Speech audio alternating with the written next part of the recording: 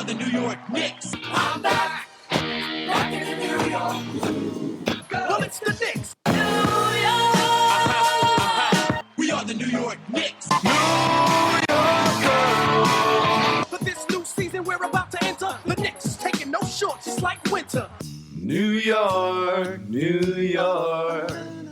New York be about the Knicks, huh? But the best thing about New York City is K-N-I-C-K-S. Everybody say go New York, go New York, go! Hey everybody, welcome to the New York Knicks Show, part of the Lineups Podcast Network at lineups.com, the Big Heads Media Network at bigheadsmedia.com, and Dash Radio.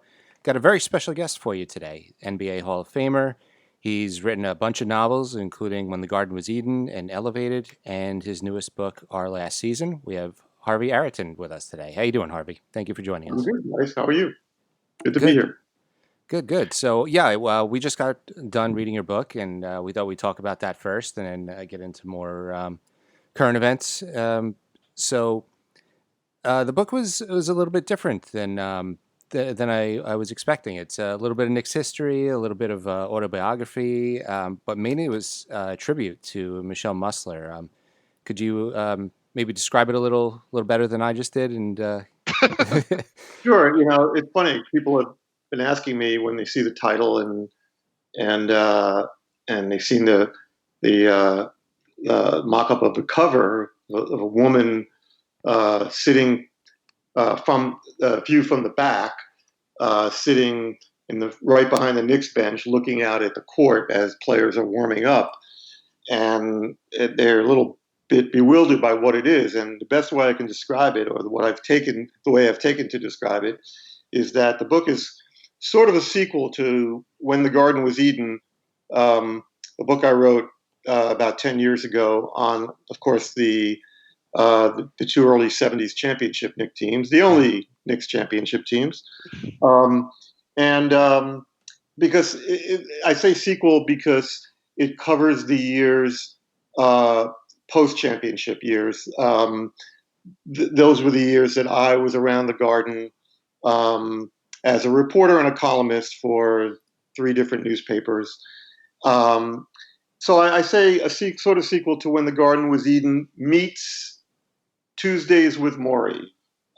Because for anyone who's familiar with that book, which is a Mitch Albom book from about 20 years ago, there's a story of a relationship that he had with a college professor and how they met every Tuesday to discuss, the existential questions of life and all that stuff.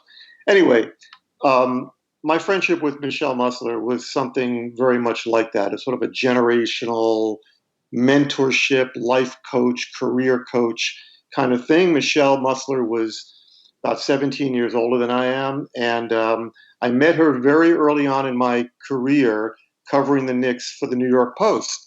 Now, anyone familiar with the Post knows that the Post is heavy on sports reporting and, headline grabbing type stories.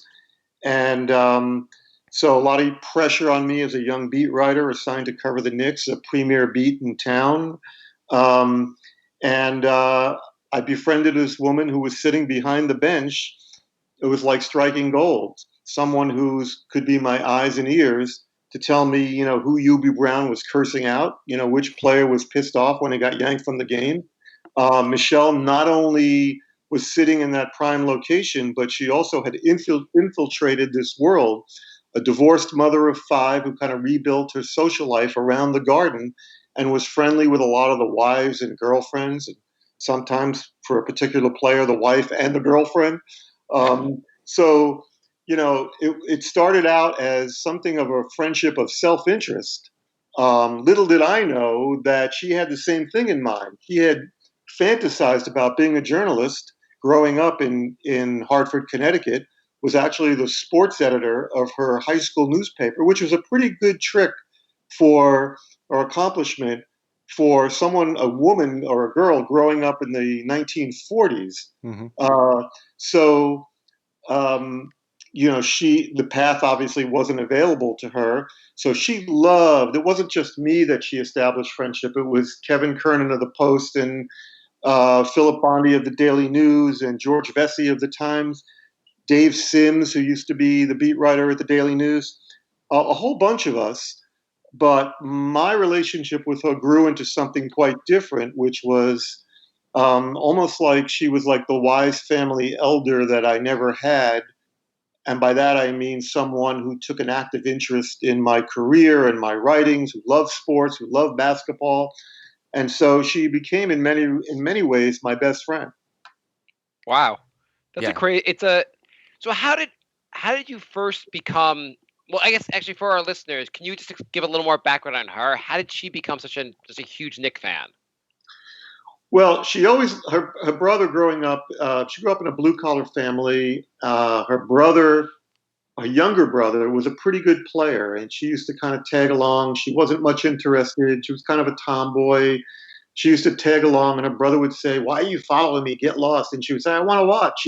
She loved basketball, and when she became the sports editor of her high school newspaper, um, she found herself really attracted to the game. She used to always tell me that basketball is the game where you really see the players. They're wearing virtually nothing. You're up close if you're sitting by the court. You can really see their expressions. So she always felt you could get to know basketball players.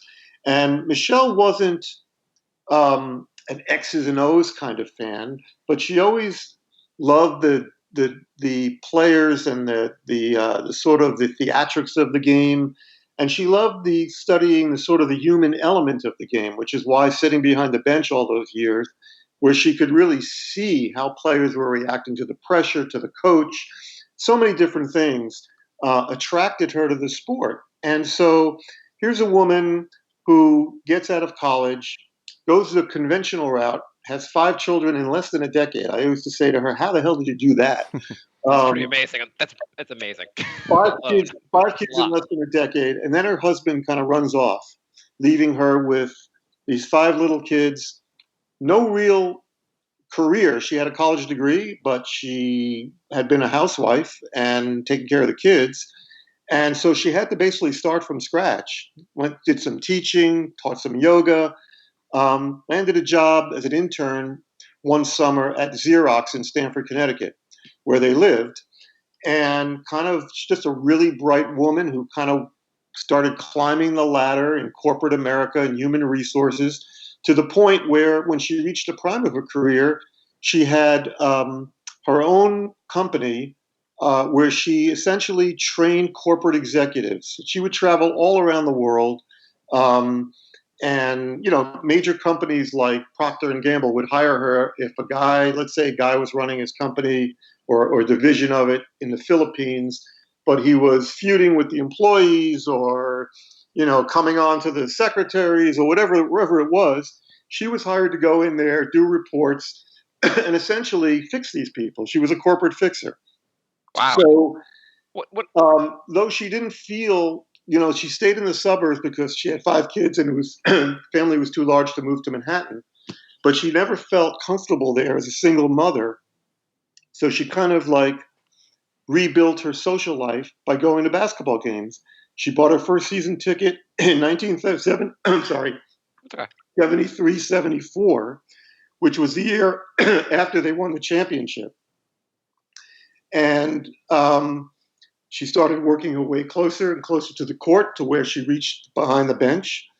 And, that became her social life. She actually assimilated that world so much that she was hanging around with former Knicks players like Willis Reed and Butch Beard and, people who were sort of Garden mainstays. That became her social environment. And it lasted for 40 years. So she was going to games, basically. She was a season ticket holder for 35, 40, almost through the end of her life, or most of her life. And I mean, she sounds like an incredible woman. The fact that she's left with 5 kids and only been basically a housewife and turned into a corporate executive and ended up developing into this world in the Knicks. That's pretty. That sounds like a remarkable woman. In the years, I'd say about that, our friendship grew close. and she began to confide in me more about, her personal story. I used to always kid her and say, Michelle, your life story is a book. And she would laugh, and I would laugh, and of course, we wouldn't think really anything beyond that. Near the end of her life, now I didn't know that it was the end of her life, but I knew her health was deteriorating. She was struggling to drive into the city at night. So she really, the last year or so of her life, she really didn't go to many games. She went to a couple. And, I thought she believed that she might be suffering from early signs of dementia. And I wanted to have a record of all the things she had told me. So we started recording some of our conversations over dinner. And, I didn't know if I would ever do anything with them. In some ways, she was such a close friend and such an important person in my life. I wanted her voice. I wanted some of our discussions about basketball and our history of our friendship to be, something I could go back to. She kind of got very sick in a very sudden way. They discovered lung cancer, and it was around Memorial Day of 2018, and she died about 5 weeks later, the end of June. And as it turned out, I had left the New York Times staff in 2016, and I still did a fair amount of work for the paper. I had been writing advanced obituaries on aging NBA icons. Mm-hmm. I won't name them because if they found out that I was writing their obituaries, they might not be too happy about it. But these are things that have to be prepared well in advance because they're, long, well-researched documents. So I had a relationship with the obits editor at the Times, and one of our mutual friends said to me, "You should really write Michelle's obit for the Times." She loved the New York. She lived every day for the New York Times. It was the first thing she did every day, particularly in her retirement years, was read the Times front to back. And I said, come on, the Times runs obits on people who write Pulitzer Prize-winning novels and cure cancer, that kind of stuff. But I said, I have nothing to lose. I know the obits editor, so I wrote him a little pitch about Michelle, and and he wrote me back about 15 minutes later and said, who wouldn't want to read that? A woman who sat behind the bench for 40 years, 45 years, and all the players knew her and the coaches knew her. Do it. Don't overwrite it. Don't write too long, but do it. Mm-hmm. So I wrote the obit, and about a week later, my book agent was having lunch with an editor, and I had told him about my relationship he knew about my relationship with Michelle and how long it had gone on. And anyway, he pulled out the obit and handed it to the editor and said, my client, Harvey Araton, he wrote this obit, and this woman is someone who's been really like a life mentor to him. And I really think it might be something to it. And one thing led to another, and before I knew what hit me, I had an agreement to write this book. I really had to struggle with the idea of doing it, because the reality was that I was in mourning for a person I deeply loved. Mm-hmm. And I wasn't sure that I could, get all that out on paper and be as honest as I had to be to write a nonfiction book like that. But with the help of a very smart editor and the gradual process, we got it done, and that's kind of how the whole book evolved. I think she'd be very happy with how it turned out. It was a very nice homage to her, and yeah, it's a beautiful tribute to her. Yeah. What I'd love to know. How did she work herself? I mean, I know she was going to the games and up close, but how did she become where she became friends with players? How did she get so involved in this world? Or do you know how she ended up having how she worked her way in? Yeah, the impression I got from the book was that people kind of gravitated towards her. She kind of kept sort of a low profile, but people were still interested in her and kind of just, gravitated toward her. I mean, I think you mentioned that she fixed she helps fix Van Gundy's tie or something, or his jacket. Yeah, that's the kind of the perfect microcosm for who Michelle was. she wasn't the kind of fan who really wanted to call a lot of attention to herself. Mhm. And we know Spike sits on Celebrity Row and he's up on his feet and he's high-fiving with the players. Spike is a famed film director and someone who clearly loves basketball, loves the Knicks, is probably one of the only celebrities who actually on that row who actually pays for his seats and has been for all these years. And there are other people there, other fans there, and even I'm not even just talking about celebrities, but people who are always on their feet and are always on their cell phones. John McEnroe's 3 seats away from me, or it's sort of like being part of the event. It's being out, and it's part of what makes the NBA and particularly New York and Los Angeles it transcendent of a sport, just a game, right? And that's why they can charge, what they do for those courtside seats. Michelle was never like that. She was there for the social aspects, the connections, the feeling of like that this was her sorority, the people in her whether it was somebody who was well known like Bob Iger, the head of Disney, who sat behind her, or Cal Ramsey, who she was friendly with, who sat a few rows away, or just ordinary business people, or the women who would share her second ticket and accompany her to home games on a rotating basis. She just loved being in the neighborhood. And she also loved being in the proximity of the bench. So the Van Gundy thing, Jeff told me, I called Jeff when I was writing the obituary, and this story made its way into the book, of course, as well. I called Jeff, and I said, Jeff, remember when you worked in New York, you were coaching with the Knicks, there was a woman who sat behind the bench. And Jeff stopped me and just said, you mean Michelle? And I was like, I thought to myself, wait a minute, he hasn't coached in New York in like 17 or 18 years. Mm-hmm. And he's gone on to coach in Houston. He's been a national broadcaster and traveled around the entire league and had to probably memorize thousands of names and faces. And yet, the minute I mentioned the woman behind the Knick bench, Michelle's name was on the tip of his tongue. And that kind of crystallized to me just how much of a presence she was without being noisy, without being a look at me kind of person. So the story he then told me was that whenever, Jeff was the anti-Riley. Riley was always impeccably dressed and never had a hair out of place. Well, Jeff came out, always congenitally rumpled.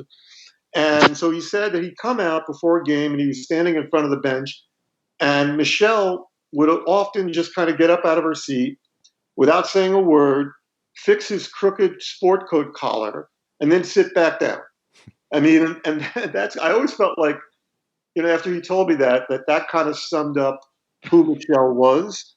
But when you say people gravitated to her after she had established relationships with them.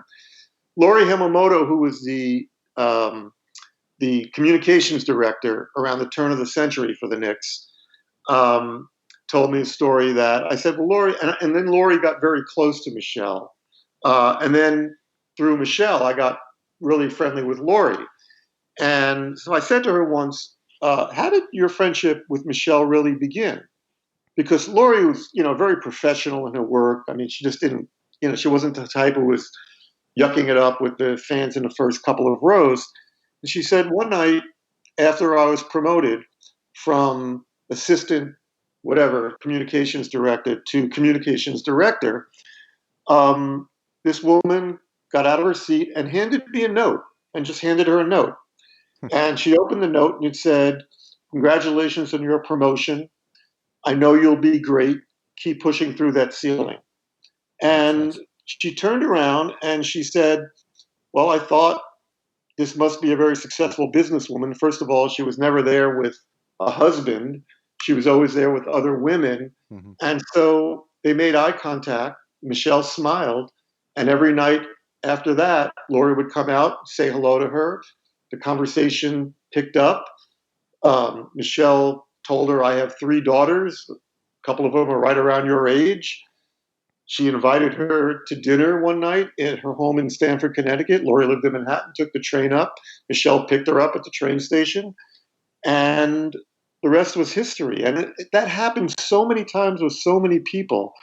She was really good friends with, I mean, the names I could throw at you you would say, how, why? She was really close friends with Marvin Webster's wife back in the 80s when the Human Eraser was the Knicks. He was a free agent acquisition, and it didn't turn out too well. But he was, a young guy. His wife, they had a new baby.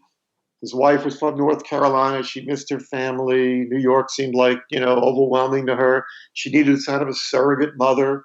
It became Michelle. Michelle was very close with Mark Jackson's mother. There's a long story behind that. So she just was the kind of person. I mean, that was who she was and what she did for a living. Human resources is about connecting with people. And yes, the location of her seat gave her great access to a lot of these people at courtside, whether it was, Charles Oakley, who she was friendly with, or Walt Frazier, or Mike Breen, and the list goes on and on. It's pretty amazing. You said you were saying how like she was beyond being a great friend to you, at least initially, she helped provide you with good information, good insight. And you gave her good information also. Can you tell us like maybe an example of like insider information that she helped like you provide you as a reporter?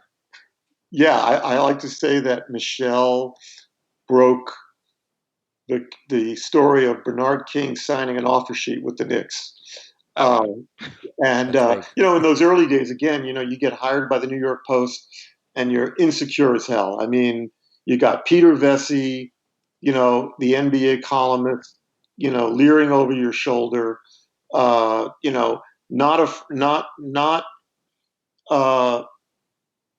unwilling to criticize, the beat reporter on his own staff. I mean, that's the way Peter considered himself, the policeman of the NBA beat in New York. And so then you're working for a Murdoch organization that's all about Post exclusives. So I got put on the beat. I think I was 24, maybe 24 and a half, and really didn't know which end was up.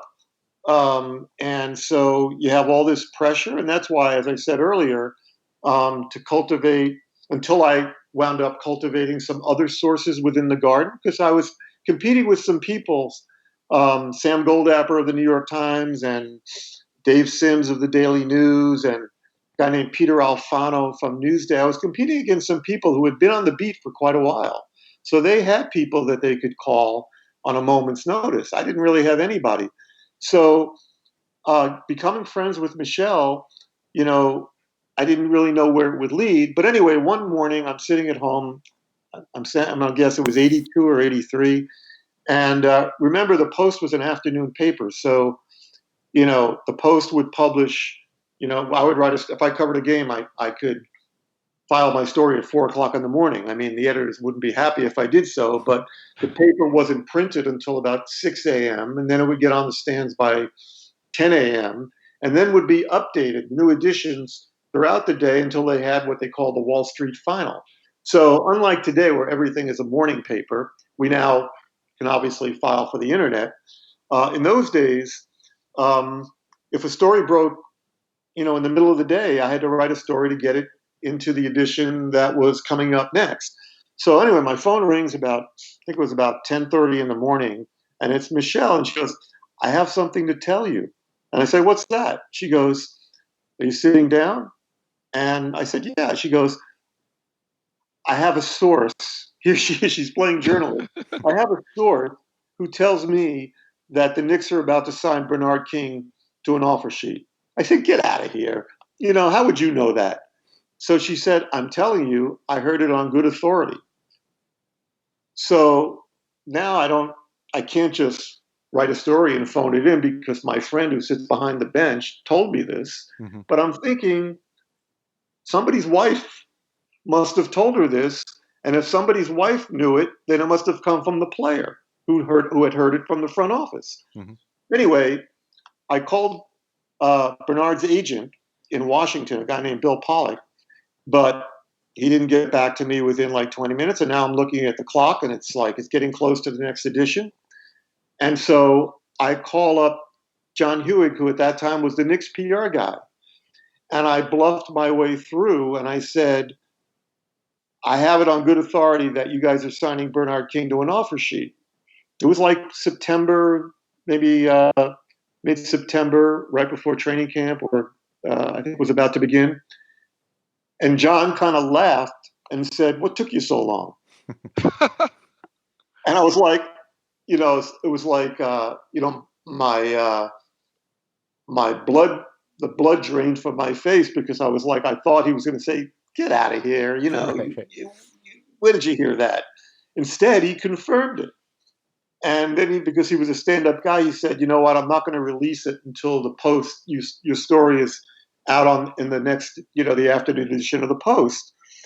And the funny thing is that the people in the office, so I wrote the story quickly. They got it onto the back page, and somebody at the office said about 15 minutes after the story was set in print, Vesey called in with the same scoop. So I was just in time. Nice. But that was the kind of thing, most of what Michelle offered me was insights to players. Like in the 90s, she once said to me, we were having a drink in the bar after the game, and she said to me, I think Anthony Mason has a problem with male authority. And I said, "Why do you say that?" And it sounded like, sort of something that you would say, well, he grew up without a father, and all of that, cultural stuff. Right, of course. But she said, well, I always watch him when he's on the bench with Riley, and Riley's talking to him or yelling at him, and he refuses to make eye contact. Whenever Riley is looking at him directly and talking to him, Anthony Mason's always looking up at the scoreboard, or something. She said, I don't think he has any experience dealing with a strong male in his life. And he really has trouble dealing with authority. And I thought, well, that's interesting. And the next time I had a chance to ask Riley about it, I said to him, I think I made believe it was my observation, and he said to me, "You know what? You're right on the money with that. Anthony's a good kid. He just doesn't have the ability to deal with a strong, or the experience of dealing with a strong male role model in his life. And he doesn't know how to react. He doesn't know how to look me in the eye and just nod and say, I hear you, I hear you." And he said, and he said something else that I hadn't thought about. He said, that's the difference between Anthony Mason and John Starks. That John, for all of his occasional craziness, the headbutt with Reggie Miller, all the other things, times when he was a little out of control on the court, when you went to speak to him afterward, he was always contrite, and he could always say, "You know what? I hear you. I'm sorry. I'll get it right the next time." And that's why, in the end, the Knicks had an easier time hanging on to Starks than they did Mason, as that team began to, transition. Really, that's really But interesting. those are the kind of things that Michelle really observed as a student of human behavior. It's a completely different game when you're sitting that close, I guess. You get to hear and see things that a lot of the other fans wouldn't normally get to experience. Well, it's funny, the last year of her life, so we say our last season, because it was the last season we shared together. At that season, 17-18, she had agreed to give up her tickets to the gentleman who was underwriting her, who was actually paying for her tickets, and using some of them, obviously. He was a hedge fund guy from Connecticut. And she always promised him, when I can't go anymore, I will try my best to have the tickets transferred to you, which is not something that's ordinarily done. Mm-hmm. The Knicks did do it because Michelle was such a committed, loyal fan for so long that they granted her that wish. But early in that season, I took her to a game. She had the tickets, and we went to a game, an early season game against the Knicks, which, as a coincidence, I was just flipping around about a week and a half ago. MSG was showing that game, and I saw myself sitting at courtside next to Michelle. But that night, it's been years since I was at courtside. And I was covering the NBA in the 80s and 90s and, all those great playoff nights. Being down on the court was, it was not work. It was a privilege, right? Then they sold that area, obviously I understand why. And the media was moved far upstairs. So that night it was a kind of a treat for me to go to the game with her and sit in that first row behind the bench. But just one little aside, when the Knicks PR staff saw that I was sitting with Michelle, they had a security guard stand up right in front of me every time the Knicks called, there was a timeout and the Knicks huddled up. Like I was down there, on a surveillance mission or something. I was just sitting there with a woman who I had driven in from Connecticut so she could go to a game. But that's, the kind of Knick paranoia. So now the media has all been kind of moved away. Obviously, it has to hurt with covering the team because you're not as close. You don't have quite the access you had before. Can you talk a little bit about how that hurts the fan, like the media not having the access they used to have? Well, I think there's a yes and no kind of answer to that question. It's a good question, and it's kind of I'm going to kind of speak out of both sides of my mouth here. On the one hand, being at courtside and really seeing the game almost as you're participating in it. So one quick story, when the Knicks were playing the Bulls in the Riley's first year, so that was 91? Was that the 91 playoffs? The Knicks were playing the Bulls in that epic 7-game series. Or maybe that was 92. Blurring my years. Whatever it was, Riley's first year when the Knicks took the Bulls to 7 games, the real physical series where the Knicks went into Chicago and Patrick lit them up and they took game 1 and that was sort of like, the announcement that the Riley era had begun. Mm-hmm. Well, game 6, which the Knicks won at the Garden, that was the game where Starks hogtied Scottie Pippen to the floor, going down on a fast break. And that night, many nights we were seated right near the Knicks bench. It would be the Knicks PR person, Lupica, myself, Mark Kriegel, Ian O'Connor, in this little area. But this night, for whatever reason, I was on the other side looking right into the Bulls bench. And the Bulls, the timeout's called. Here comes Pippen staggering to the bench with a bloody nose, sits down, looks like he's in a daze. Phil gets in front of the team and is about to speak. And Michael Jordan shoves Phil out of the way. I've never seen anything like this. Shoves Phil out of the way, points a finger in Scotty's face and says, when we get the ball, you're going to ram it down their throats. And if you don't, you will answer to me. And there were a few choice words thrown in with that.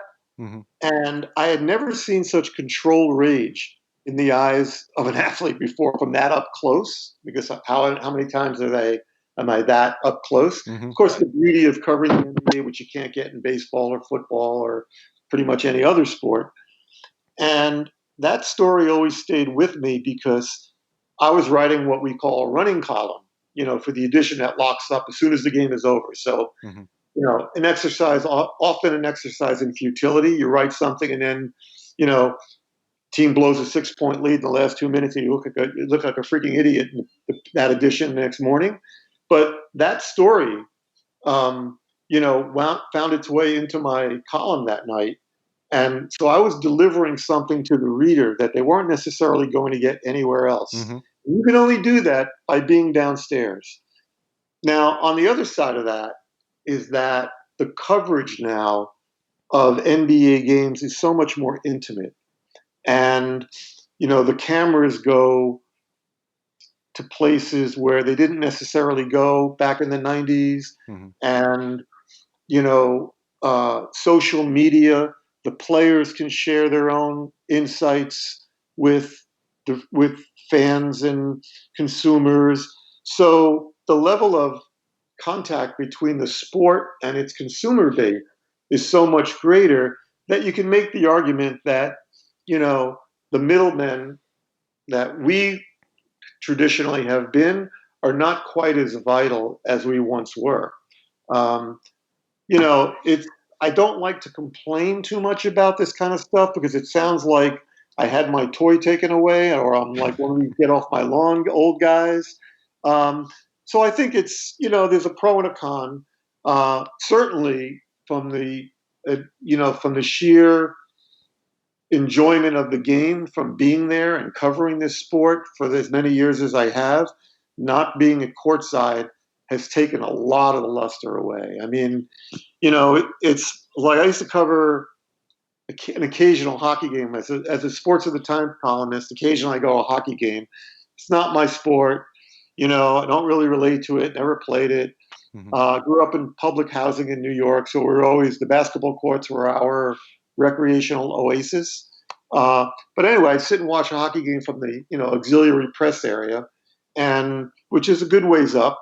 And I would say to myself, pay attention, pay attention, pay attention. And inevitably, my mind is off thinking about maybe tomorrow I'll meet my friend for pizza or something like that. And the next thing I know, it's score. And, so, it's the same thing a little bit when you're upstairs covering an NBA game. You're not on top of it. And so you're not paying as close attention. That's just the way it is. And so obviously it's not as enjoyable. It's interesting how you talk about the both sides of it with the social media and the contact players have directly to the fans and vice versa, almost taking away not taking away the role, but kind of like supplementing the role the reporter had that used to where you had the only access. Now the players have direct access, or the fans have direct access, which is an interesting. How do you like the development of social media like Twitter and all that, where the players can directly interact with fans? Yeah, I think given the limitations that we have now, um, as it's evolved through the years, access in the pregame locker room used to be much greater because the players were all in there. Now they have a auxiliary or training room that's adjacent to to the locker room, so the players can hang around in there. We're not allowed in there, or they're out shooting a lot during the 45-minute period that the locker rooms have traditionally been open. I think now it's 30 minutes. So seldom do you get anything. And even the post-game locker rooms, whereas I used to, as a beat reporter, I was able to work a room. So the players would come out to get dressed, and maybe the beat guys or four guys would be over in the corner talking to Charlie Ward. And I sort of had an angle I wanted to pursue with Alan Houston. So I kind of wandered over to him and maybe get like 5 minutes with him alone Mhm. to ask the questions that I don't want the other guys to hear because then they're onto my angle. That's much harder now because the players kind of come out one by one. And I think this is all kind of designed to keep the media at bay. And then the mass of reporters moves as like one big human blob over to player X who comes out. And then the woman who does the interviewing for MSG asks the first 5 questions. And then the reporters shoot a few questions. And then that player says, thanks, fellas. And then the next guy comes out. Mhm. And then finally, Carmelo Anthony comes out last at 11 o'clock. And, everybody gets the same quotes. And they're all live on MSG anyway. So it's not the same intimacy that we had. I mean, I can tell you guys that when I was covering the Knicks for the Post and the Daily News, we were traveling on the team plane and the buses. And when we would pull into a city on the road and we'd get into the hotel, the keys were all on the front desk, and we had printed rooming lists. So I was handed one along with my key. And if I wanted to talk to Michael Ray Richardson or Bill Cartwright, I didn't call his agent or even call the PR guy. I went and banged on his door and said, Bill, it's me. Can you got a few minutes? Or I called him on the phone and said, meet me in the coffee shop. The level of interaction was completely different than what it is today. And I should add also, by being moved upstairs, the kinds of relationships that we developed at courtside, not just with the players, but my friendship with Michelle never would have existed if I were 30 years old today and I was covering the Knicks, because you're never down there when these people are in their seats. Yeah, you can hang around courtside before, as players are warming up, and you can grab Mike Breen or Walt Frazier or whoever happens to be roaming around courtside before a game, 45 minutes before a game. But when the seats fill up, you're already upstairs. Mm-hmm. So the level of interaction with the fans is virtually non-existent. It wasn't just Michelle. It was the two guys who sat under the basket for forever.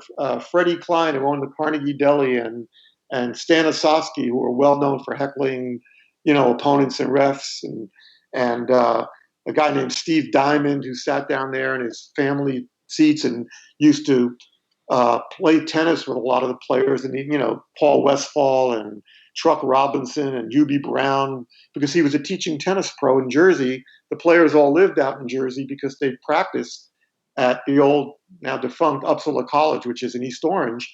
There was a feeling of, that this neighborhood feeling that the reporters were all part of. And we established relationships. We checked in many nights, most nights with these people. That's all pretty much gone now. You mentioned in the book that you struggled with anxiety and depression, but you have a very social job. How did you deal with that while having to interact with so many people on a day-to-day basis?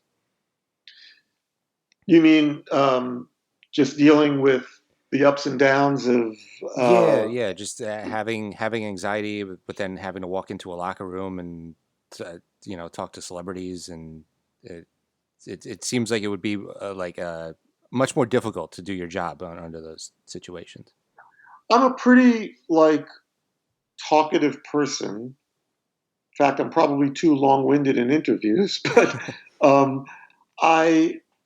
in many respects, but I kind of evolved to being conversational as I became, got more and more into, say, middle age. Mm-hmm. When I was younger and I found myself in these situations, it was almost like being an actor. Mm-hmm. It wasn't my natural personality wasn't quite to just walk up to somebody and just start talking and expect them to confide in me in any meaningful way. It was almost like an act that I had to put on to steel myself. I remember in my first job at Staten Island Advance, when I was really young, I was in college, and Staten Island Advance is a sister paper to the New York Star Ledger, and so a lot of the pro copy would come from the Star Ledger. We covered high schools and Wagner College and Staten Island, things like that. But on Saturday nights, Knicks games, the Star Ledger copy couldn't get to Staten Island fast enough. Obviously, these were days before the internet.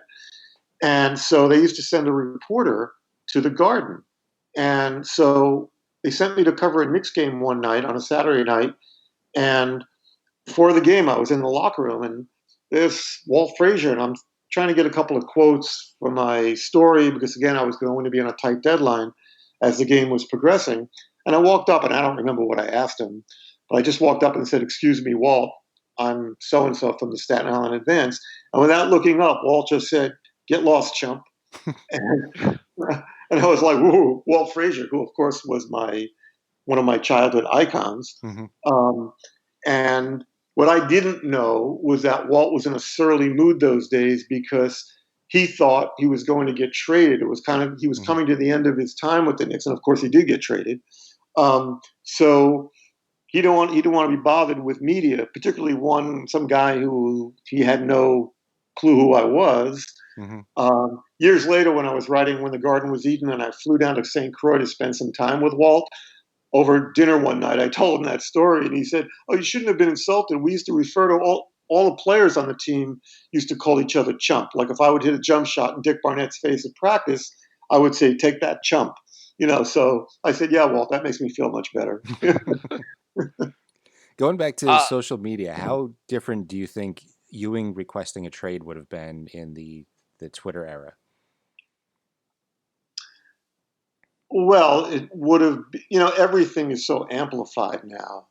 I mean, I remember right around, it was the off season before Riley was hired, that Ewing was exploring potential free agency based on a clause in his contract that guaranteed he had to be one of the top 3 players in the league, and it was something to do with Larry Bird rights and all of that stuff.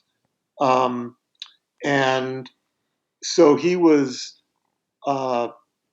his agent, David Falk, was trying to make this case that Patrick should be a free agent, and he took most of the stuff that was going on in those days was confined to the newspapers, because like 24-hour, like ESPN was really just becoming a thing. I mean, they launched in '79, but it wasn't probably until the mid '80s that it really became a force in sports. And there were none of these shows like PTI and Around the Horn, where these things get debated ad infinitum, until by the end of the night you're like, I can't take any more of pro and con on pick a subject, right? And 24-hour sports talk radio barely existed. That didn't start until the late, I think, '88 or something, or '89 with that WFAN. Yeah. So, most of these things were restricted to newspapers, which come out, people go to the stand and they buy a paper and they look at a story and then they put it down and that's it for the rest of the day. People are not interacting the way they are now, retweeting or responding or trolling or, all the mediums like this one. So it was so much quieter. So any controversy now is going to blow up and dominate, the blogosphere or whatever for 24, 48 hours before the next story, pushes that aside.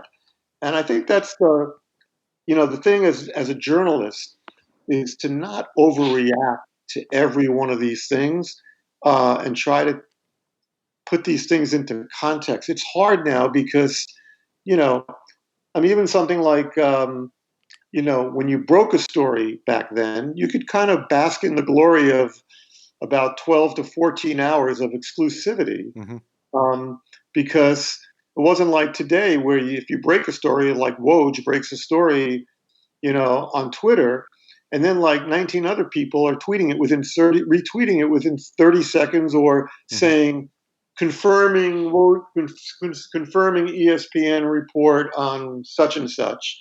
And then by a half hour later, nobody remembers where they even read it first. Woj obviously is, the home office for NBA scoops, and people know that.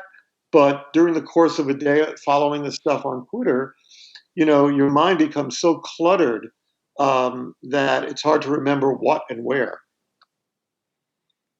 The transitioning a little bit, my favorite chapter title from your book, and I mean, a reason enough to buy your book, is the name of Dolan and the Death of Hope. An unbelievable. So let me ask you: are the Knicks doomed as long as he owns the team, or do you think this team can win despite him? Not win because of him, because that's never going to happen, but win despite him. Well, people always ask me questions. One of the questions I hear a lot is, why, if Dolan is so awful, and first of all, you preface it by saying he does spend money. I mean, he's not shy in spending his money to bring Phil Jackson and then pay Phil Jackson off and then bring in the next regime and sign the big free agent and try to keep the players they have.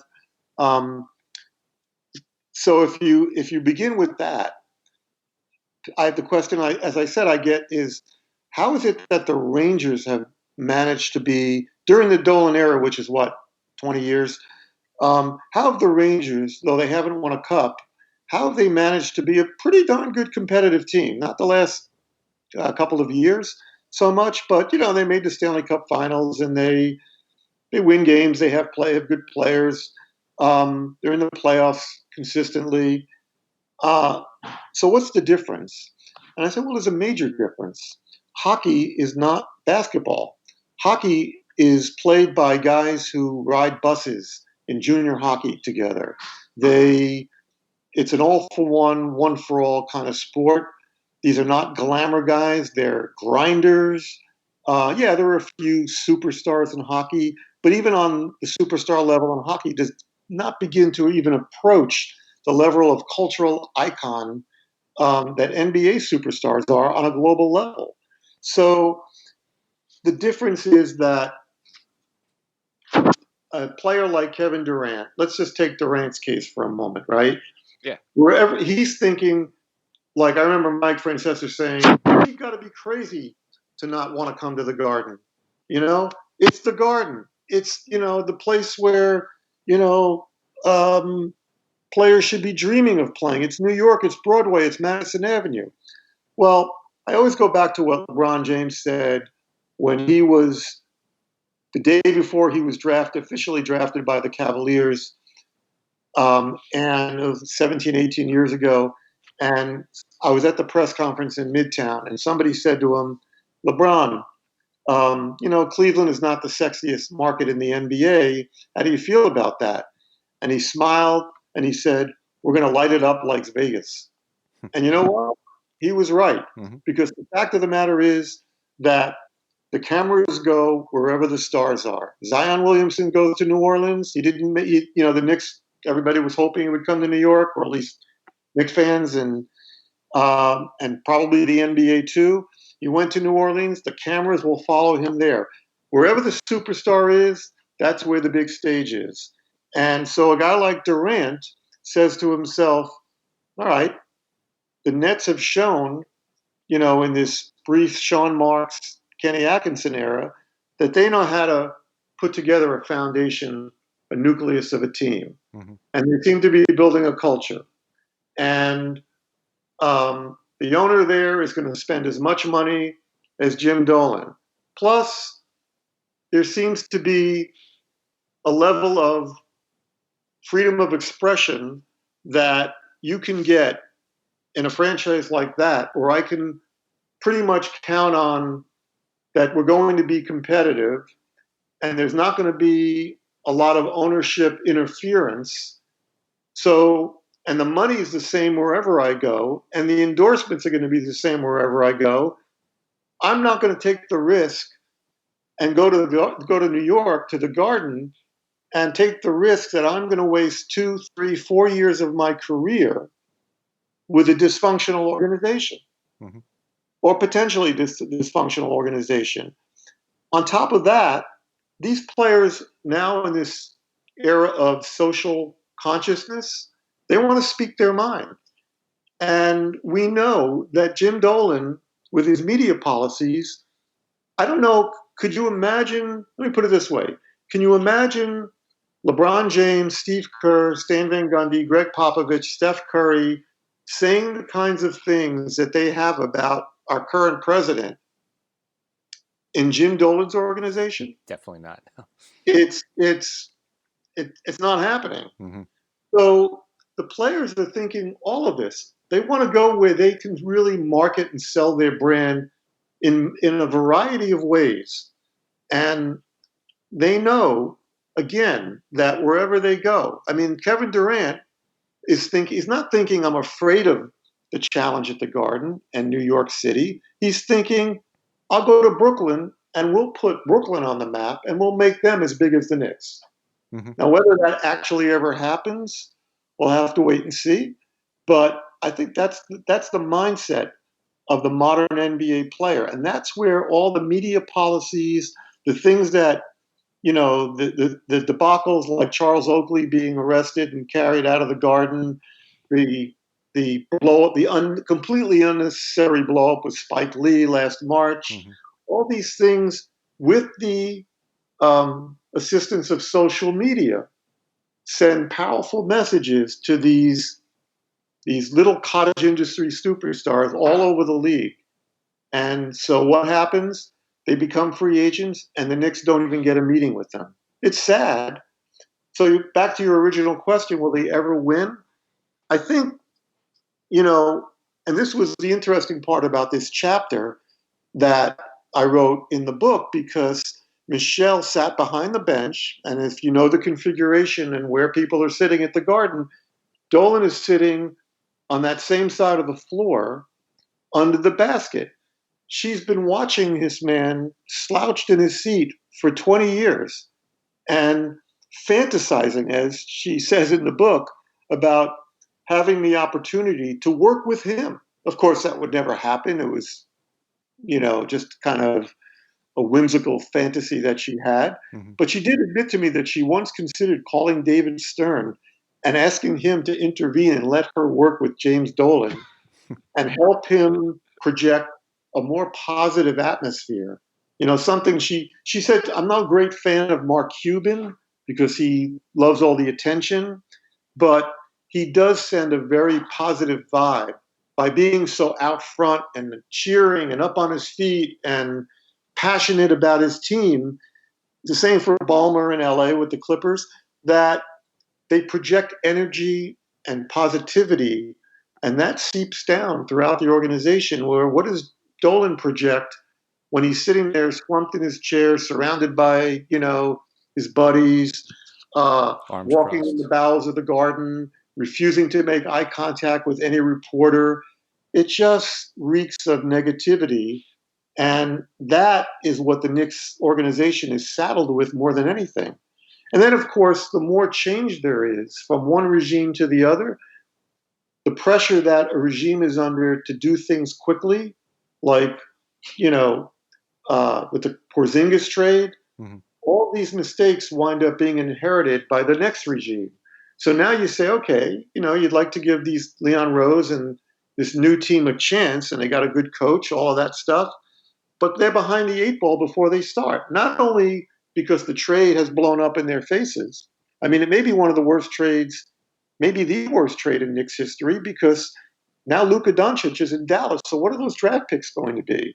Right. And Dennis Smith Jr. hasn't mounted to anything. So that trade looks horrible. I mean, we know KP has his injury problems, but he's still, a damn good player if he's healthy. On top of that, now these guys are going to go out into the free agent market at a time when the Knicks were the one franchise to not issue a statement in support of Black Lives Matter. They were the last to produce a statement, and then it was very bland and generic. So again, these simple marketing things that the Knicks don't do because Jim is so stubborn and set in his ways wind up hurting them in a variety, in just multiple ways, come back to haunt them. And that's frustrating to watch all these years. So not that Dolan is ever going to seek your advice. Let's just say in a fantasy world, he seeks your advice. He says, hey, I just hired Leon Rose. I think he's the right guy. I want this team to win. What advice do you have for me going forward? Well, the advice that Michelle, again, the professional that I wrote about in the book, to begin with, she felt that if he can't present a more positive image, get out. Not sell the team. She wasn't, it's an exercise in futility telling somebody sell the team, whether it's, him or Steinbrenner or anybody else. But remove yourself from sight.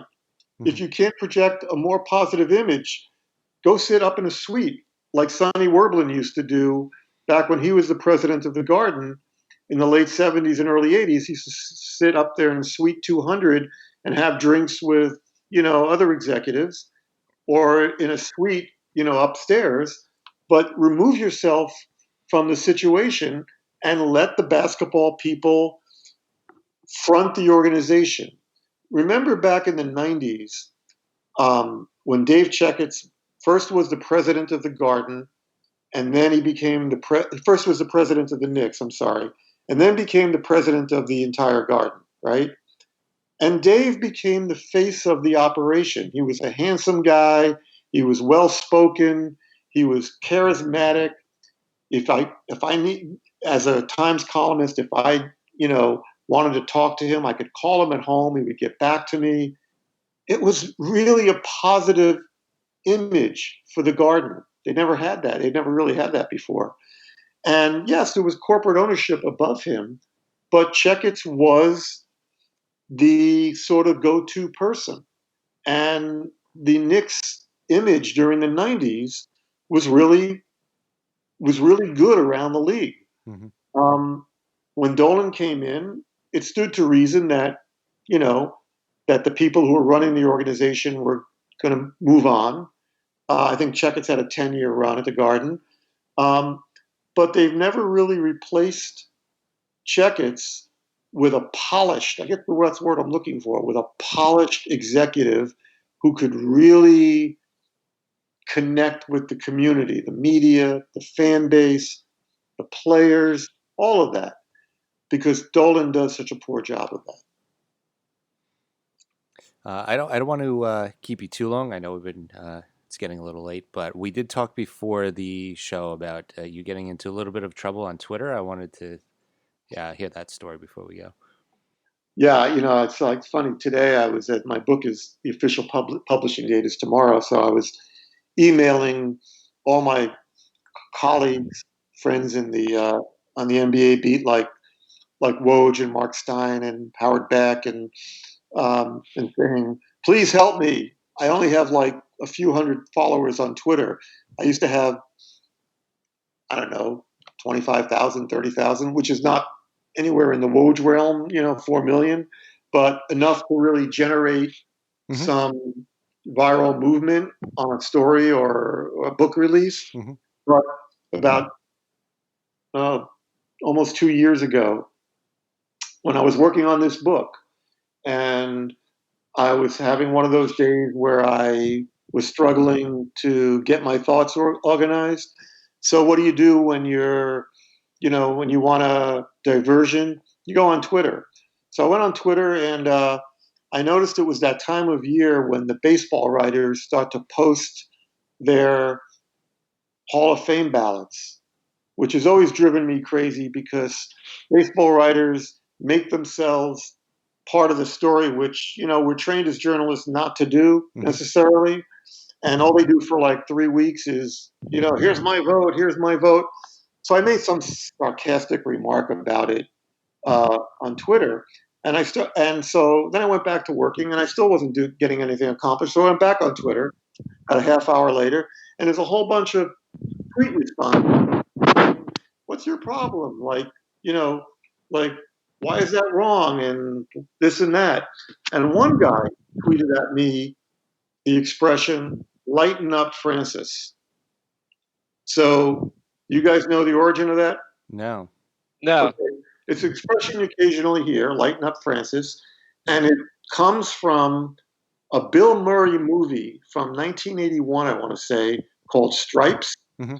And so Bill Murray and Harold Ramis, they're like 30-year-old do-nothings, and they decide to join the army to get some direction. And so it's a comedy, and John Candy's in it. So there's a scene early in the film where they're sitting around the barracks, and the sergeant is making them all introduce themselves to one another. And there's one guy who's got like a skinhead kind of look to him, and he stands up and he says, my name is Francis Sawyer. Any of you guys touch my stuff, I'll kill you. And then he says, and one more thing, any of you homos touch me, I'll kill you, right? Mm-hmm. So the sergeant says to him, lighten up, Francis. One of these men may save your life one day. And Bill Murray says, and then again, maybe we won't, right? So that's the gag. Mm-hmm. So lighten up, Francis became an expression that people will out of that movie that people will sometimes use to say, hey, chill, mm-hmm. right? So the guy who tweeted at me, lighten up, Francis, I thought he knew where it came from. So I said, foolishly, tweet at me again I'll kill you, right? Within like 15 minutes, the Twitter police had me under arrest. My account was frozen, and that was it. Oh And they do give you, you cannot talk to a human being when it comes to Facebook or Twitter. Mhm. They send you a link to file to contest the suspension, the permanent suspension, but you're talking to an algorithm. Mhm. So I'm trying to explain, no, this is from a movie and stuff. I keep getting back, we don't understand what you're sending us. So after a while, I gave up and started a new account, which I mainly use now to just follow, reporters and news events and things like that. But that's how I got kicked off Twitter and lost all my followers Oh, wow. because I technically threatened to kill someone. You went with the wrong movie line, I guess. Yes. That's really funny. But before we go, I just want to ask one more thing. What's your take on the current actual team? Like, is there some talent here? Are we going to be in the lottery for the next decade? Like, where do you think this is going? I wouldn't say decade, but I might say half decade. I mean, I think it's a total rebuild.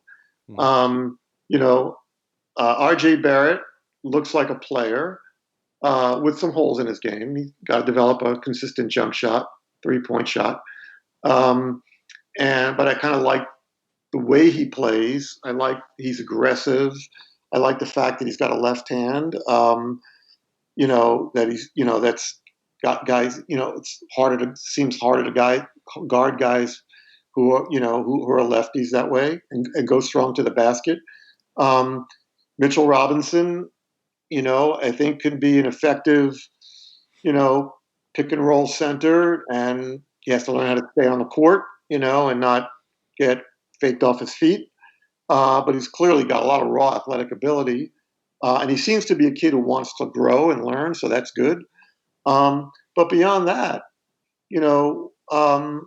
it's funny. The night I took Michelle to that game early in 2017, I kind of fell a little bit in love with Frank Ntilikina. I loved his length and his defensive instincts. I saw some sparks in his ability to see the floor. Clearly, he's been something of an abomination, shooting the ball. Yeah. But I also kind of feel like, typical of the Knicks in terms of player development, they kind of drove the guy half crazy the first 3 years. He was playing behind every point guard. They found excuses to play him behind everyone except Walt Frazier. It was ridiculous how many guys that they would bring in. I mean, can someone please explain to me what the Emmanuel Mudiay experiment was about? They knew they weren't going to re-sign him after that season, and yet he was still starting ahead of Ntilikina. It made no sense to me. Remember the game? His mother flew in from Paris on Christmas Day to watch him play, and they benched him. They didn't play a minute. Talk about screwing with a young player's head. So can he be salvaged in some way to be a rotation player? I'd like to think so, but maybe this is the guy to do it. This is the regime to do it. But I do not want to see them bring in, all this Chris Paul talk drives me nuts, because it's not so much that Chris Paul wouldn't be useful to teach some of these young guys how to play the right way and comport themselves as professionals, all of that stuff. But why would Chris Paul at the age of 35, a guy who has been chasing a ring the last several years, want to come play for a team, even with Chris Paul on it, is going to win 30 games?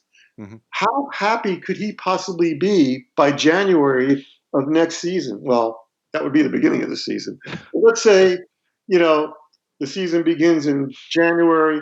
How happy would he be by March? He would be climbing the walls to figure out a way to get out of New York. Absolutely. So why go there even and tap yourself out? The Nets formula is, right in front of their faces. Build a foundation of serviceable young talent and a culture of how they play. Dinwiddie, Karis LeVert, drafting smartly with not the highest picks in the world, and make yourself attractive enough so that when those free agents, reach the next round, that they say there's something in New York that we can push to the top. Mhm. R.J. Barrett, Mitchell Robinson, the draft pick this year or next year or whatever.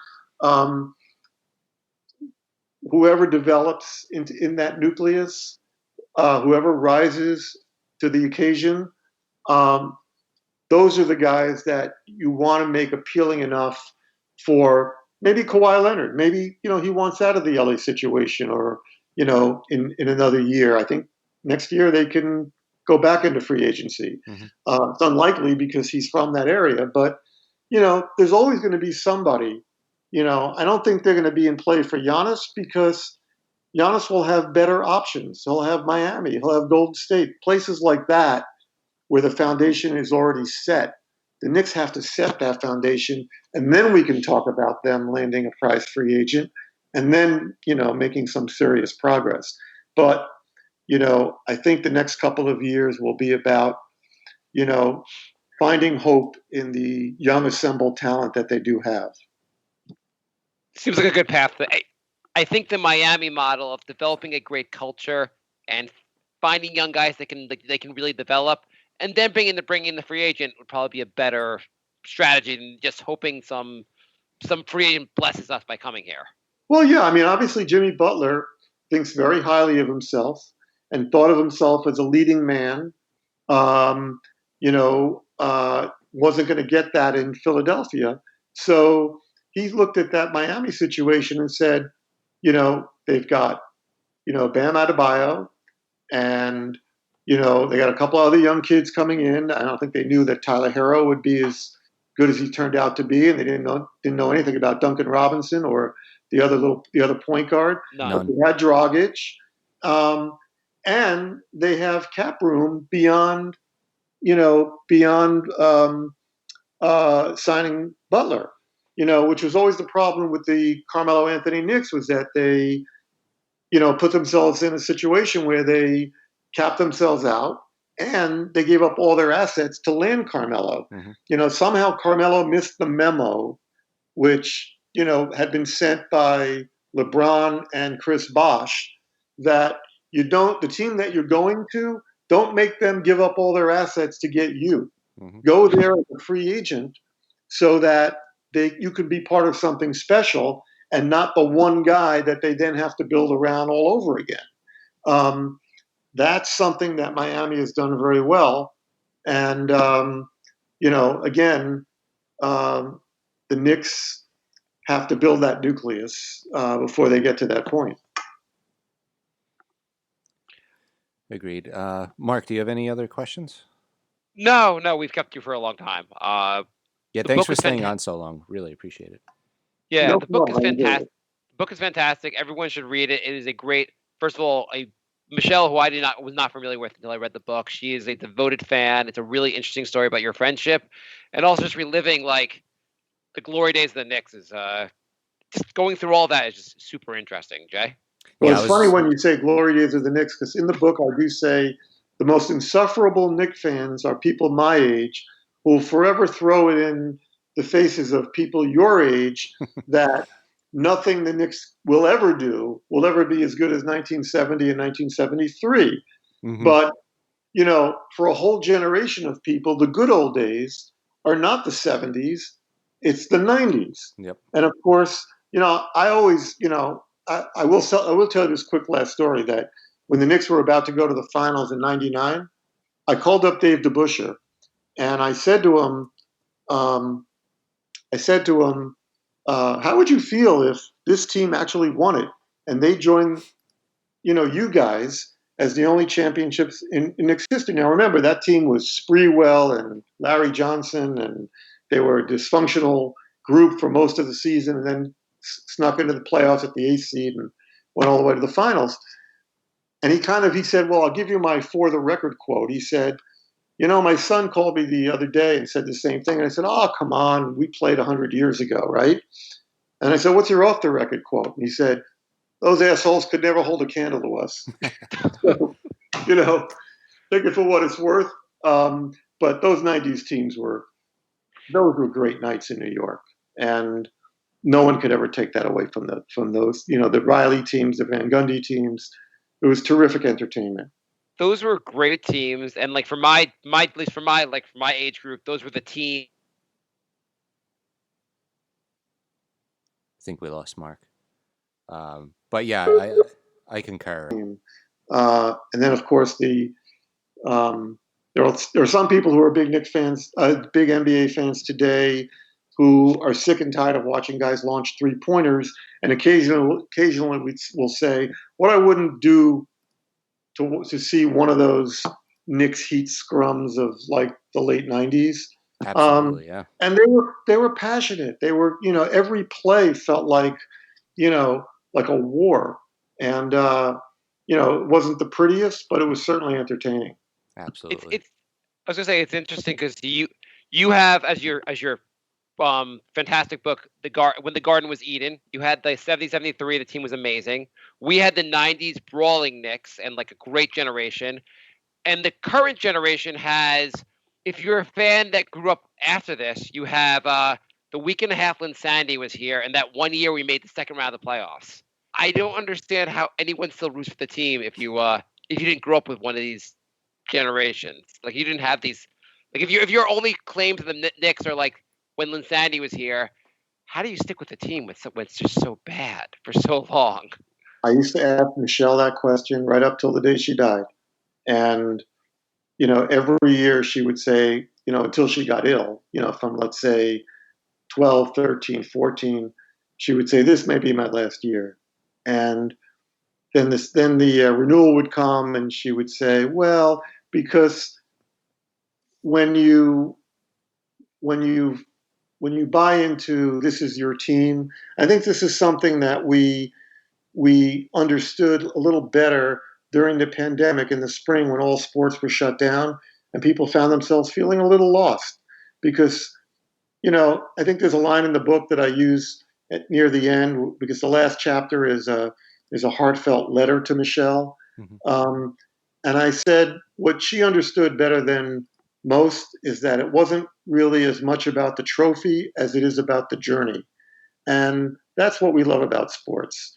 The start, the middle, the finish, the hopes for next year, the draft, all of those things that keep us coming back for more year after year. Obviously, some of us can afford a little more than others, but nonetheless, whether it's in the stands or on TV, being a loyal fan, that's what it's about. Couldn't agree more. So our last season, everyone picked that up. It's available now. Let's get you back up to 30,000 followers on Twitter. HJ Araton on Twitter. I promise I won't threaten to kill any of you. Lesson learned, right? Guys, thank you very much. I appreciate it. Oh, it's been Very great. enjoyable. Thank you so much. Okay. Thank you so much for joining us. Stay safe, guys. You too. Thanks. Bye. Bye-bye. Happy trails to my love. Goodbye, everybody. Goodbye. It's all over. Goodbye. It's time to go. This is the end. Say goodbye. You better go away. I'm gonna leave you. It's the end. Goodbye. Goodbye. Just leave me alone. Feels so good to say.